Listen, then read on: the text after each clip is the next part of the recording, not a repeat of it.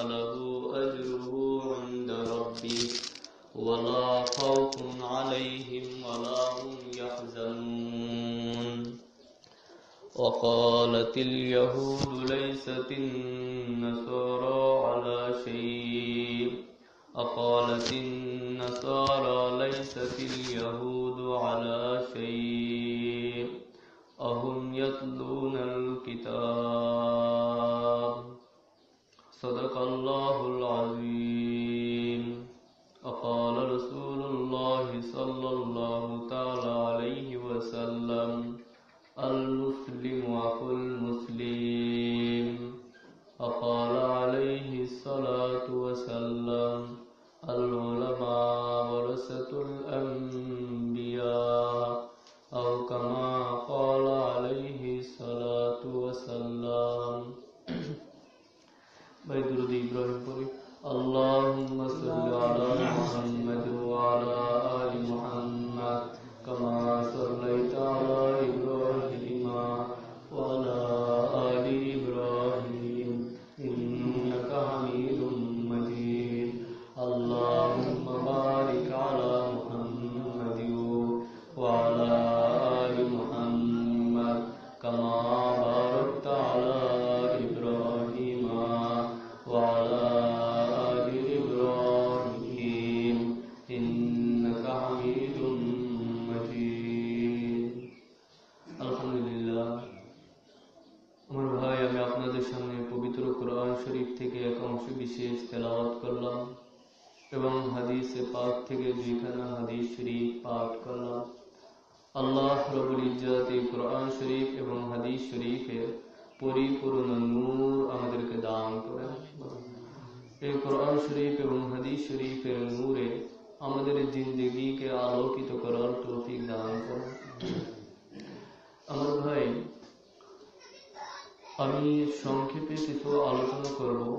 মুহতারাম মুকাররম সদর জলসা হযরত উলামায়ে কেরাম মুআজ্জাজ হাজিরিন আজিজ তালাবা, আল্লাহ রব্বুল ইজ্জতের দরবারে বহুত বড় ইহসান যে মহান রব্বুল আলামিন আমাকে এবং আপনাকে ভালোবেসে মহব্বত করে এরকম এক দামি মজলিসে আসা এবং বসার তৌফিক দান করেছেন। এজন্য আমার ভাই আমরা সকলেই ওই রব্বে কারিমের দরবারে দিলের থেকে শুকরিয়া আদায় করে বলি আলহামদুলিল্লাহ। আমি সংক্ষেপে কিছু আলোচনা করব, সকলেই দিলের কান দিয়ে শুনবেন, আমলের নিয়তে শুনবেন, সকলেই শুনবেন। আমার ভাই আমি যে বিষয়ে আলোচনা করব আমার বিষয় হচ্ছে আমরা সকলেই জান্নাতে যেতে চাই, গুনাহমুক্ত জীবন। আমার ভাই যদি এখন আমি জিজ্ঞেস করি যে কে কে জান্নাতে যেতে চান, তখন দেখা যাবে সকলেই রাজি, সকলেই হাত তুলবে, দুই হাত তুলবে যে হুজুর আমি জান্নাতে যেতে চাই। আর যদি জিজ্ঞেস করি ভাই কে কে জাহান্নামে যেতে চান, তখন দেখা যাবে কেউ হাত তুলবে না, মানে কেউ জাহান্নামে যেতে চায় না, সকলেই চায় জান্নাতে যেতে। লেকিন জান্নাতে যাইতে হলে কিছু কাজ করা লাগবে। কি করা লাগবে? জান্নাতে যাইতে হলে কিছু কাজ করা লাগবে। তো যখন কাজের কথা বলা হয় তখন কেউ কাজ করতে রাজি না, সকলে জান্নাতে যাইতে রাজি, লেকিন জান্নাতে যাইতে হলে যে কিছু কাজ করা লাগবে এই কাজের কথা যখন বলা হয় তখন কেউ কাজ করতে রাজি না। যেমন বর্তমানে আমাদের দেশে আমাদের সমাজে লোকেরা একটা কথা বলে থাকে, কথাটা মুসলমান দ্বীনের ব্যাপারে বোঝে না। কথাটা হলো, সকলেই লক্ষ্য করবেন, কথাটা হলো যে খালি কথায় চিড়ে ভিজে না। এমন একটা কথা বলে যে খালি কথায় চিড়ে ভিজে না, এর মানে কি? চিড়ে ভিজাইতে হইলে পানির প্রয়োজন নাকি? না শুধু কথা দিয়ে চিড়ে ভিজানো যায়? চিড়ে ভিজাইতে হইলে পানির প্রয়োজন, খালি কথায় চিড়ে ভিজানো যায় না। আমার ভাইরা তো রাজি জান্নাতে যাইতে শুধু রাজি থাকলে এটা ওই রকম যে খালি কথা দিয়ে চিড়ে ভিজানো, অথচ খালি কথায় চিড়ে ভিজে না। চিড়ে ভিজাইতে হইলে পানির প্রয়োজন। আমার ভাই খালি কথায় যেমন চিড়ে ভিজে না, খালি এখতিয়ার থাকলেই জান্নাতে যাওয়া যাবে না। চিড়ে ভিজাইতে হইলে যেমন পানির প্রয়োজন, জান্নাতে যাইতে হইলে কিছু কাজের প্রয়োজন। জান্নাতে যাইতে হলে কিছু কাজের প্রয়োজন। এতটুকু বুঝে আসছে না আমার ভাই? তো কাজটা হলো, সকলেই লক্ষ্য করবেন, দিলের কান দিয়ে শুনবেন। কাজটা হলো গুনাহমুক্ত জীবন। যার জীবনটা গুনাহমুক্ত হবে, কয়টা কাজ? একটা কাজ, গুনাহমুক্ত জীবন। যার জীবনটা গুনাহমুক্ত হবে, যদি রিকশাওয়ালার হয় ও জান্নাতে যাবে। গরিব হোক, ধনী হোক, শিক্ষিত হোক, অশিক্ষিত হোক, মাদ্রাসার হোক, স্কুল কলেজ ভার্সিটির হোক, যে কোনো স্থানের লোক, যে কোনো স্থানের ব্যক্তি হয়, আর ওর জীবনটা যদি গুনাহমুক্ত হয় তাহলে ও জান্নাতে যাবে।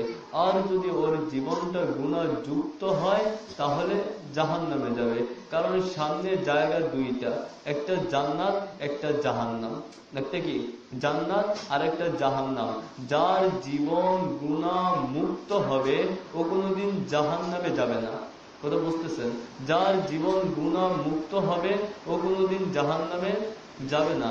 আর যার জীবনটা গুনাহযুক্ত হবে ও কোনোদিন জান্নাতে যেতে পারবে না। সামনে জায়গা দুইটা আমার ভাই।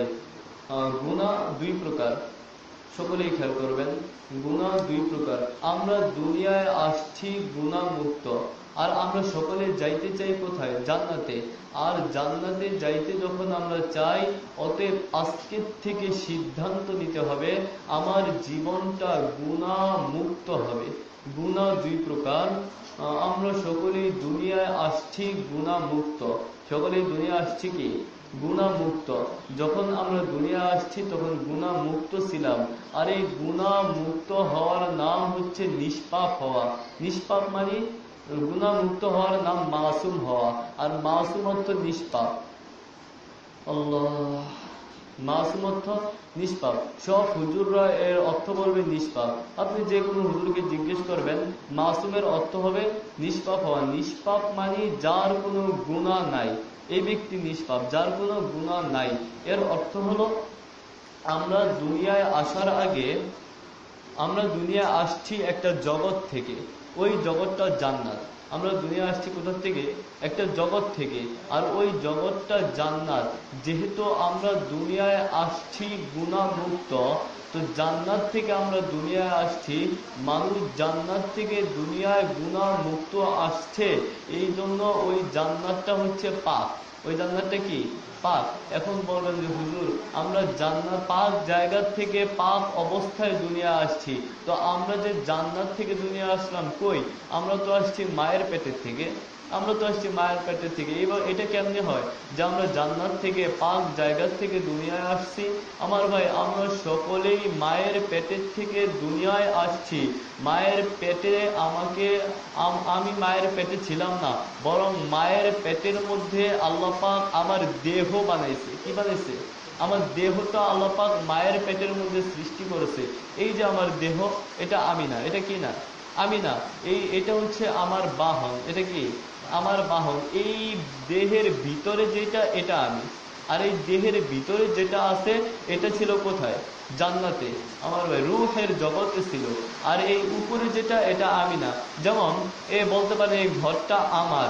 ঘরটা আমার মানে কি? ঘরটা কি আমি? ঘরটা আমি না, বরং ঘরটা আমার। আমি ঘরের মধ্যে থাকি। এই দেহটা আমার। সকলেই বলে যে হুজুর, দেহটা আমার, এটা আমার দেহ, আমার হাত, আমার পা। কেউ কি বলে যে আমি হাত, আমি পা, আমি মাথা? এমন কেউ বলে না। যে আমার হাত, আমার পা, আমার দেহ, আমার চুল, আমার মাথা, মানে কি এই দেহের ভিতরে আমি থাকি। দেহের ভিতরে কি আমি থাকি? আমার একটা গাড়ি আছে, তো গাড়িটা কি আমি? গাড়ির ভিতরে আমি থাকি। গাড়িটা আমার বাহন। ঠিক তদ্রুপ এই দেহটা হচ্ছে আমার বাহন। এই দেহটা কি? আমার বাহন। আর এই দেহটাকে আল্লাহ তাআলা আমার জন্য দান করছেন আমার মায়ের পেটে। যখন আল্লাহ পাক এই দেহটাকে আমার মায়ের পেটে সৃষ্টি করছেন, তো সৃষ্টি করার পরে ফেরেশতাদের মাধ্যমে আমাকে রূহের জগৎ থেকে আমার বাহনে আল্লাহ পাক বসায় দিচ্ছেন। ফেরেশতাদের মাধ্যমে রূহের জগৎ থেকে আল্লাহ পাক আমাকে আমার গাড়ির মধ্যে, আমার দেহের মধ্যে বসায় দিচ্ছেন। আর আমাকে যখন ফেরেশতাদের মাধ্যমে আল্লাহ তাআলা আমার বাহন, আমার গাড়ির মধ্যে বসায় দিতেন, তখন আমার অচল গাড়ি সচল হয়ে গেছে। আমার মা বুঝতে পারছে যে আমার বাবুকে আল্লাহ তাআলা রূহ দান করছেন, আমার বাবুকে আল্লাহ তাআলা রূহ দান করছেন। যখন আল্লাহ তাআলা রূহের জগৎ থেকে আমাকে আমার গাড়ির মধ্যে বসান নাই, তখন আমার রূহটা অচল ছিল, অচল ছিল, গাড়ির মালিক ছিল না। আর মালিক না থাকলে গাড়ি চুপচাপ থাকে, পার্কিং থাকে। আমার দোস্ত, তো আমাকে যখন এই দেহের মধ্যে বসানোর পূর্বে আমার গাড়ি চুপচাপ ছিল, পার্কিং ছিল। যখন আমাকে আমার গাড়ির মধ্যে আল্লাহ তাআলা ফেরেশতাদের মাধ্যমে বসায় দিয়েছেন, তখন আমার গাড়িটা অচল গাড়ি সচল হয়ে গেছে, মালিক আইসা পড়ছে। যখন আল্লাহ পাক এই গাড়ির মধ্যে আমাকে বসায় দিয়েছেন, তখন আল্লাহ পাক বলছেন যে তুমি ছিলা রূহের জগতে, ওইখানে আমার থেকে আলাদা করার কোনো শক্তি তোমার ছিল না, কেউ পারত না আমার থেকে তোমাকে আলাদা করতে। আবার যখন এই জান্নাতে আসবা, তখন আমি আল্লাহ থেকে তোমাকে কেউ আলাদা করতে পারবে না। কিন্তু দুনিয়ায় যখন তুমি গাড়ির মধ্যে থাকবা, তখন দুইটা শক্তি তোমার সাথে থাকবে, যে তোমাকে আমি মাওলার থেকে আলাদা করার জন্য চেষ্টা করবে। এক নাম্বার হচ্ছে তোমার নফস, যে তোমার ভিতরে থাকে। এই নফস হামেশা তোমাকে আমার থেকে আলাদা করার চেষ্টা করবে। আর দ্বিতীয় নাম্বার শয়তান। দ্বিতীয় নাম্বারটা কে? শয়তান। এই শয়তান চেষ্টা করবে আমি রবের থেকে তোমাকে আলাদা করতে। শয়তান 24 ঘন্টা তোমাকে আমি মাওলার থেকে আলাদা করার চেষ্টা করবে। আর একজন ভিতরে তো বসাই আছে, তোমার নফস, তোমার খায়সাত 24 ঘন্টা চেষ্টা করবে আমাকে তোমার থেকে আলাদা করতে। কিন্তু আমি মাওলাই তোমাকে বললাম তুমি আমার থেকে আলাদা হয় না। যেমন তোমাকে আমি দুনিয়ায় পাঠাইছিলাম গুনাহ মুক্ত, আমি মাওলার কাছে আসতেও হবে কি গুনাহ মুক্ত। যেমন একটা বাবা যদি ইন্তেকাল করে, তখন তার সন্তানরা কান্নাকাটি করে আর বলে আমার বাবা আর দুনিয়ায় নাই। কি বলে? আমার বাবা, অথচ পাশে শুয়ে আছে, বলে আমার বাবা আর দুনিয়া নাই। যে শুয়ে আছে এটা ওর বাবা না, ওর বাবা আগেই দুনিয়ার থেকে বিদায় নিছে। এটা হচ্ছে ওর বাবার দেহ, এটা কি ওর বাবার বাহন, ওর বাবা আগেই দুনিয়ার থেকে চলে গেছে। আমার দোস্ত, এর দ্বারাই বোঝা যায় যে এই যে দেখা যায় এটা মানুষ না, মানুষ ভিতরেরটা।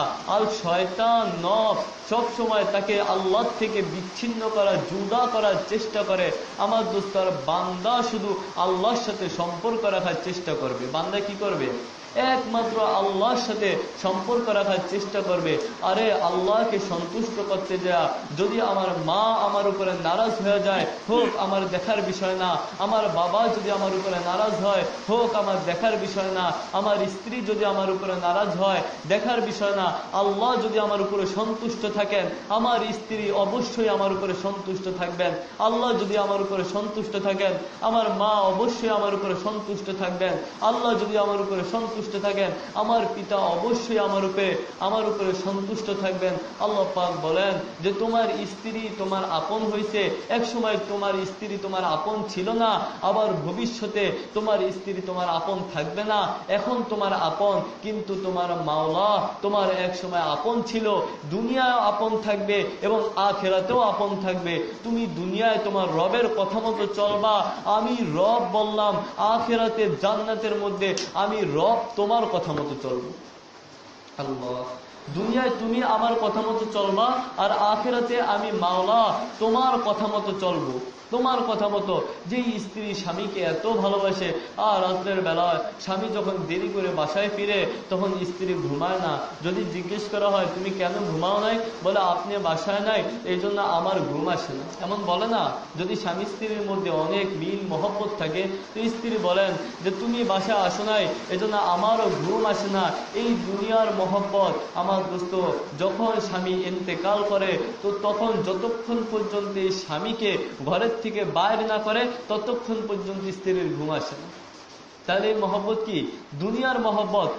যতক্ষণ পর্যন্ত আপনার রূহ এই গাড়ির মধ্যে থাকবে, এই দেহের মধ্যে থাকবে, ততক্ষণ পর্যন্ত আপনার স্ত্রী আপনাকে মহব্বত করবে, মা মহব্বত করবে, ভাই মহব্বত করবে, সকলেই মহব্বত করবে। আর যখন আপনি আপনার গাড়ি রাখা দুনিয়ার থেকে চলে যাবেন, তখন মহব্বত করার মতো কেউ থাকবে না। যখন ওই কবরের মধ্যে শোয়া রাখবে, হয়তো একদিন, 2 দিন, 3 দিন, 1 বছর পর্যন্ত মনে পড়বে, কান্নাকাটি করবে। তারপরে দেখবেন মাশাআল্লাহ আপনার মা দুনিয়ার জগতে থাকতেছে, আনন্দ করতেছে, বাবা দুনিয়ার জগতে আনন্দ করতেছে, স্ত্রী দুনিয়ায় আনন্দ করতেছে, আর আপনার ওই বাসতলায়, বাসের নিচে একাই শুয়ে থাকতে হবে, একাই শুয়ে থাকতে হবে। আমার দোস্ত, কিয়ামতের ময়দানে ভাই ভাইয়ের সাথে দেখা করবে না। আর যদি আমার ভাই আমার কাছে একটা নেক চায়, তখন আমি কি করব? যদি একটা নেক চায়, ভাই ভাইয়ের পরিচয় দিবে না, স্ত্রী স্বামীর পরিচয় দিবে না, স্বামী স্ত্রীর পরিচয় দিবে না, মা সন্তানের পরিচয় দিবে না,